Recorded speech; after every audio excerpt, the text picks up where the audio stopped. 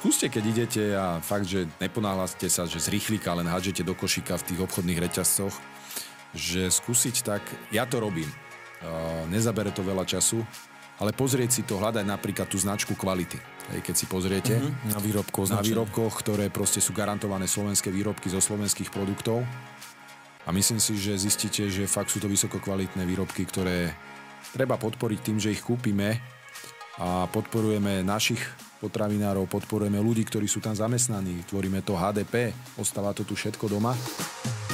Ako hodnotí síce krátke, ale intenzívne svoje pôsobenie minister pôdohospodárstva Richard Takáč? Čo budú pre slovenský agrosektor a vidiek najväčšie výzvy v roku 2024? Nájde si minister pôdohospodárstva aj čas na trávenie vianočných sviatkov? Tak na tieto aj ďalšie otázky nám dnes odpovie minister pôdohospodárstva a rozvoja vidieka Slovenskej republiky, pán Richard Takáč. Vítajte v štúdiu. Ďakujem veľmi pekne za pozvanie. Sme veľmi radi, že v tomto predvianočnom zhone, ale hlavne tej nápetej ešte práci, lebo tá ešte je dosť dôležitá. Ešte aj teraz po tom podcaste idete na tzv. Nočnú službu do parlamentu.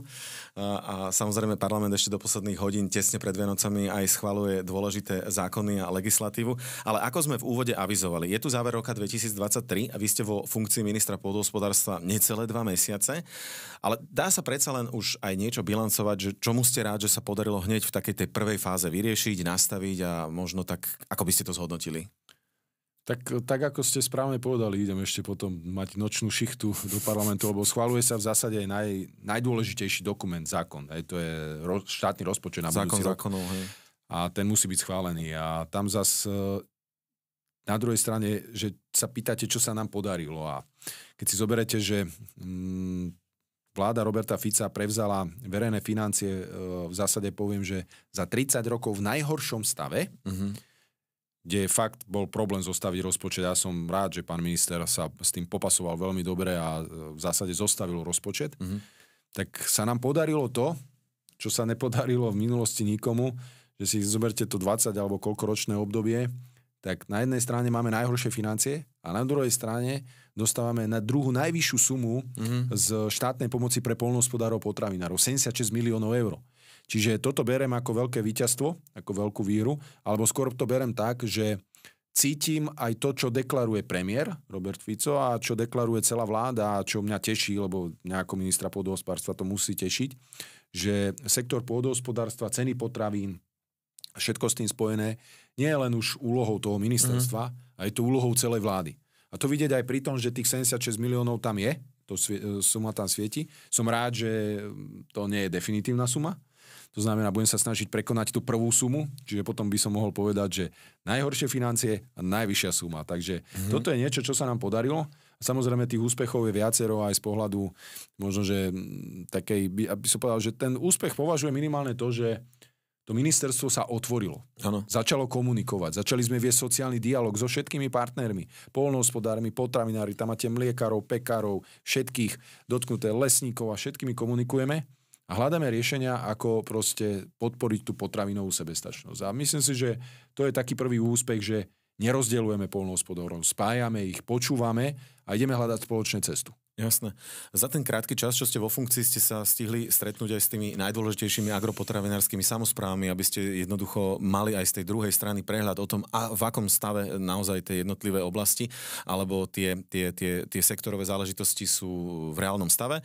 Zároveň ste už stihli dokonca aj 2 zahraničné pracovné cesty na rokovania Rady ministrov. V krátkosti, ak sa to dá zhodnotiť, ako to vnímate? Ako ste povedali, tie najpodstatnejšie organizácie alebo tie záujmové skupiny, tie, ktoré sú komory, ktoré, tak myslím si, že nadviazali sme veľmi dobrú spoluprácu, našli sme už aj spoločné riešenia. Zoberte si SPPK, nás požiadalo o to, že je prvá modifikácia, zmeniť sa to už nedalo, tak sme sa dohodli OK, spravím všetko preto, aby som čo najrýchlejšie vyrokoval, aby nám to Brusel, Európska komisia schválila, aby nám to neschvalovalo 30. decembra. No a tak to ma teší, že pri hneď prvom rokovaní v Bruseli s eurokomisárom Wojciechowským, kde som ho požiadal, a ja neviem, či do týždňa 30.11. nám Európska komisia schválila túto prvú modifikáciu. Čiže robíme, makáme od rána do večera a chceme posunúť ten rezort, to pôdohospodárstvo niekde inde. Chceme proste apelovať na spotrebiteľov, aby nakupovali čo najviacej slovenských výrobkov, kvalitných slovenských výrobkov. A to je cieľom a myslím si, že tých úspechov postupne pevne verím, že keď budeme takto, ako robíme, sa príde o mnoho viacej.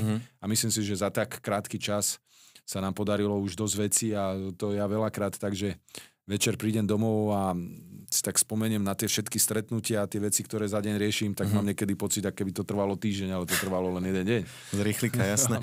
Vrátime sa na Slovensko, pán minister, a celkom reálne na dvere nám klope už rok 2024, určite v ňom budú také tie veľmi dôležité výzvy a jednou z tých veľkých výziev je určite aj cena potravín, čo je zároveň aj opora zo strany pána predsedu vlády, ktorý tiež túto tému apeluje a teda bude v súčinnosti s vami určite podporovať ceny potravín. Okrem tých ceny potravín, teda čo ešte také ďalšie považujete za teda priority? Ako ste povedali, ceny potravín, to je alfa omega. Som rád, že je to úlohou vlády a nielen ministerstva pôdohospodárstva. Na druhej strane ako nás, ako rezort v rámci spoločnej poľnohospodárskej politiky a ešte starého programovacieho obdobia zaujíma to, aby sme vyčerpali všetky finančné prostriedky pre projektové výzvy. Bohužiaľ tá situácia, ktorú sme prevzali, nie je moc priaznivá. Máme rok a pol na to, aby sme to celé vyriešili a máme projektov, ktoré nie sú vyhodnotené cez PPAčku až si za 400 miliónov eur a ďalších nejakých 170 miliónov musíme ešte vyhodiť nových víziev. Čiže tu je fakt veľmi dôležitá úloha zo strany ministerstva, aby nastavilo procesy spolu s PPAčkou tak, aby nám tieto peniaze neprepadli, aby sme ich vedeli použiť na to, čo chceme, na tú špeciálnu rastlinu, živočíšnu výrobu pre tých poľnohospodárov, potravinárov, aby to minuli tie peniaze, aby sme podporili a znížili aj ten modernizačný dlh. To je tiež jedna z dôležitých úloh, ktoré chceme nastaviť. Jasné. Teraz možno tak trochu osobnejšie, pán minister, sme naozaj už v čase pred 4. adventnou nedeľou a zároveň teda aj štedrým dňom, už o chvíľu sú tu Vianoce. Stihnete si nájsť čas trošku to naozaj zvolniť a aj vy teda si užiť tú vianočnú atmosféru? No, ako pozerám rokovanie v Národnej rade, tak pravdepodobne ani nie. Viete čo, predvídavo som nakúpil nejaké potraviny ešte dopredu minulý týždeň a mám pocit, že som aj dobre spravil. Trvanlivejšie. Také trvanlivejšie niektoré, hlavne také tie mlieko a všetko možné, že nejaké mäso a tak ďalej. No a tak som asi dobre spravil, mám pocit, že to rokovanie bude asi možno, že končiť aj deň pred štedrým dňom, teoreticky v sobotu. Takže uvidíme, no ale ak skončí rozpočet tým, že by bol schválený ešte pred štedrým dňom, tak určite medzi sviatkami v zásade by som sa snažil troška oddychnúť. Využil by som tento priestor hlavne na také vyčistenie hlavy, nastavenia procesov, porozmýšľania, ako nastaviť ten nový rok, aj z pohľadu práce a toho všetkého, lebo hovorím, ráno prichádzate teraz bohužiaľ za tmy do práce a odchádzate za tmy.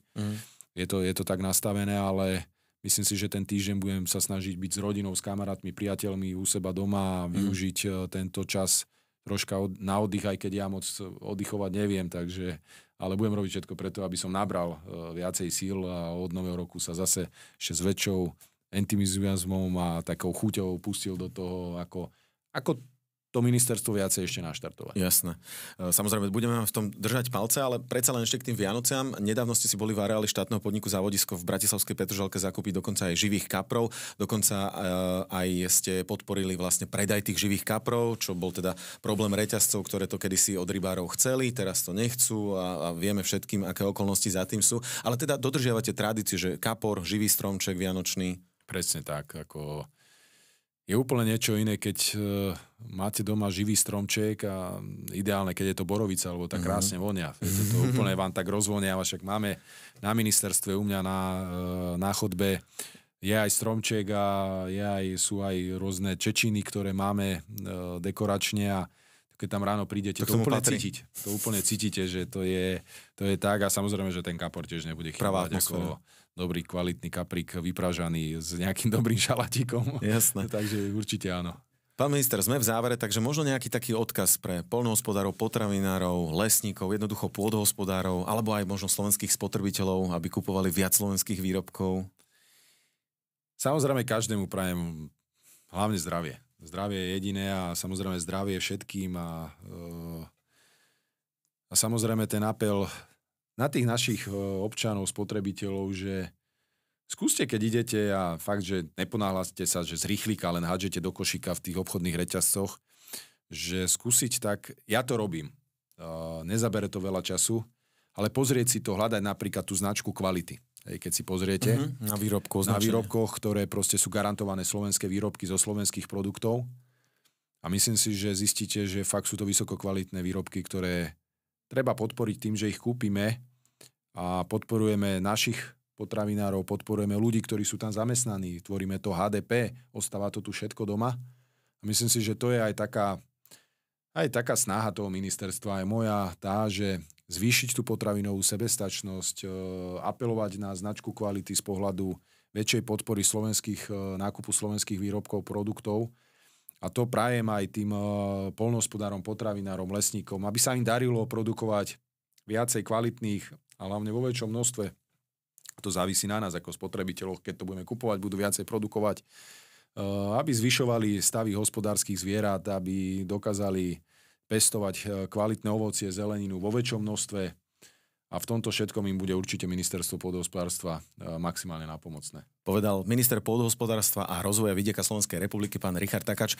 Tak príjemné prežitie Vianočných sviatkov s najbližšími, aby ste si naozaj našli aj chvíľu čas na tých priateľov a tú rodinnú pohodu a v budúcom roku veľa energie, síl, entuziazmu a naozaj veľa pozitívnej energie. Ešte raz ďakujeme veľmi pekne, že ste boli hosťom. Ja ďakujem za pozvanie, šťastné a veselé a hlavne veľa zdravia všetkým. Agropodcast môžete sledovať na všetkých známych podcastových platformách. Agropodcast, trendový doplnok súčasného pôdohospodára.